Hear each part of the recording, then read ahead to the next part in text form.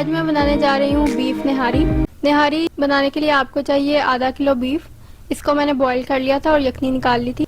1 teaspoon नमक, 1 teaspoon गरम मसाला, 1 teaspoon हल्दी, हाफ कप ऑयल, 1 टेबलस्पून अदरक लहसुन का पेस्ट, प्याज 2 अदद ये मैंने ब्राउन कर ली थी, भुना हुआ आटा हाफ कप, 1 टीस्पून लाल मिर्च पाउडर और 1 टेबलस्पून हमने निहारी मसाला लिए।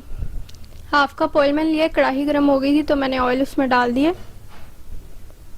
अब साथ ही इसमें अदरक लहसुन का पेस्ट डाल देना और जब तक उसकी स्मेल ना खत्म हो जाए उस वक्त तक भूनना है। हल्का सा ब्राउन सा कलर भी उस पर आ जाएगा।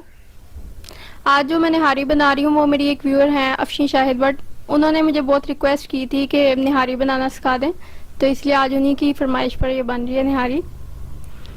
अब इसमें साथ ही ये जो बॉईल किया हुआ था बीफ वो डाल देना है। आपने यखनी और उसको गोश्त को अलग-अलग कर लेना है। गोश्त को हम इसमें डालकर भूनेंगे। ये के लिए जब भी गोश्त आपने इस्तेमाल करना है तो वो हमेशा हड्डी वाला ही लेना है, क्योंकि निहारी में हड्डी वाला ही गोश्त इस्तेमाल होता है। ये गोश्त भी हड्डी वाला ही था। मैंने जब इसको बॉईल किया था गोश्त को तो हड्डियों का जो सारा जूस था वो तो यखनी में आ गया था, इसीलिए मैंने जो थी हड्डियां बाहर निकाल दी थी। आप बेशक उसमें ही रहने दें। जो ब्राउन की हुई प्याज थी उसका मैंने थोड़ा सा पानी डाल के एक पेस्ट सा बना लिया था, वो इसमें अब हमने ऐड कर देना गोश्त भूनने के बाद और इसको भी थोड़ा सा इसके साथ मिक्स कर लेना।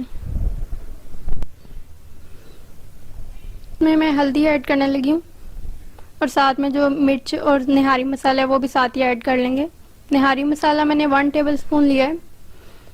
निहारी मसाला वैसे तो घर में भी बन जाता है, लेकिन यहाँ नेशनल का निहारी मसाला यूज़ किया है क्योंकि उससे आपको ये होता है कि वो बाजार से इजीली मिल जाता है, तो आपको घर में बनाने की ज़रूरत नहीं पेश आती।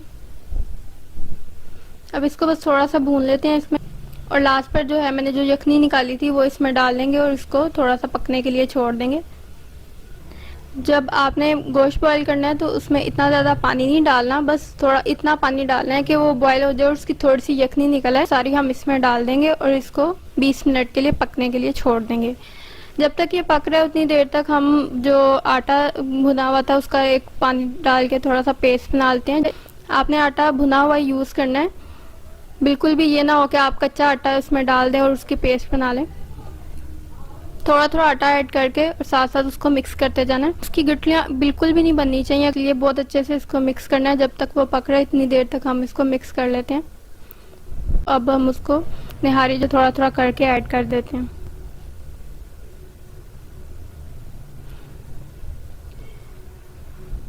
अब इसमें आटा ऐड थोड़ा थोड़ा करके आपने करना है और साथ में कंटिन्यूसली चम्मच चलाते जाना है। फिर आपने इसमें कितना डालना है और उसको कितना थिक करना है वो आप पर ही डिपेंड करता है। थोड़ा थोड़ा डालें और देख लें कि कितनी आपको निहारी थिक चाहिए। ये थोड़ी देर बाद पकेगा तो ये वैसे भी और थिक हो जाएगी, इसीलिए ज़्यादा थिक नहीं हमने रखनी। अब इसको फिर 10 मिनट के लिए पकने के लिए छोड़ देते हैं, तब तक ये गाढ़ी हो जाएगी। 10 मिनट हो गए हैं। अब उठा के चेक करते हैं ढक्कन के ये पकी है कि नहीं। इसकी जो है ऑयल भी निकला है। अब इसमें लास्ट पे गरम मसाला ऐड कर देती हूँ। गरम मसाले को बस इसमें मिक्स करना है और हमारी निहारी बिल्कुल पक कर तैयार है। इसको बस 5 मिनट तक और थोड़ा सा पकाएं और डिश आउट कर लेते हैं। रेसिपी पसंद आया करे तो मेरी वीडियो को लाइक किया करें और साथ में मेरे चैनल को सब्सक्राइब किया करें।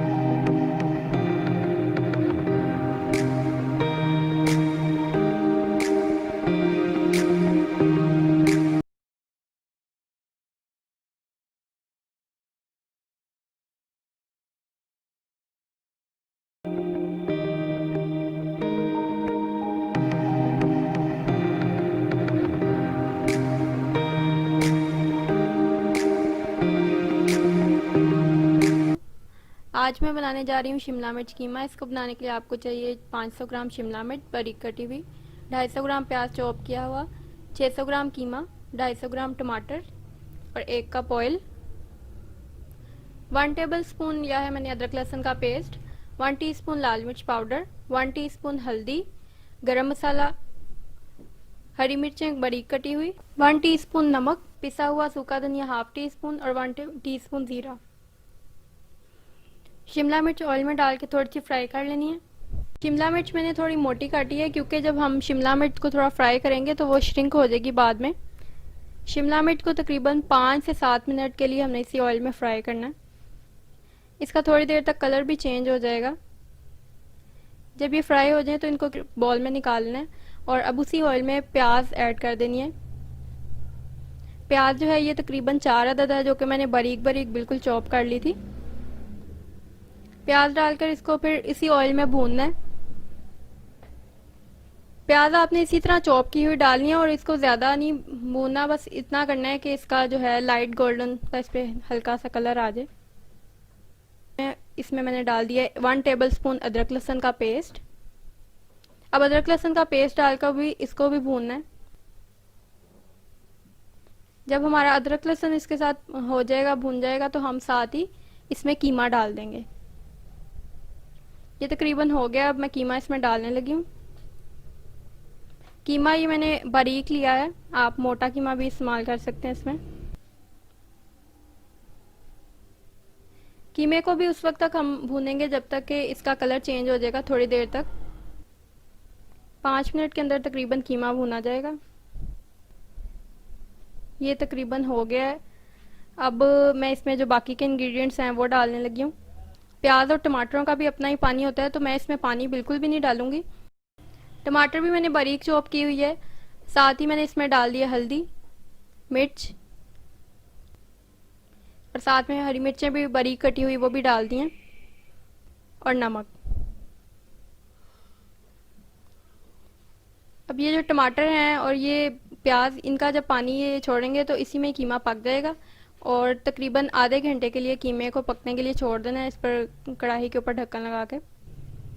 अगर आप इस पर ढक्कन लगाकर आधे घंटे के लिए जब इसको मीडियम फ्लेम पर पकने के लिए छोड़ें तो आपको लगे कि अभी भी इसमें कीमे में कसर बाकी है, वो पका नहीं अच्छे से, तो आप उसको थोड़ी देर के लिए और पकने के लिए रख दें।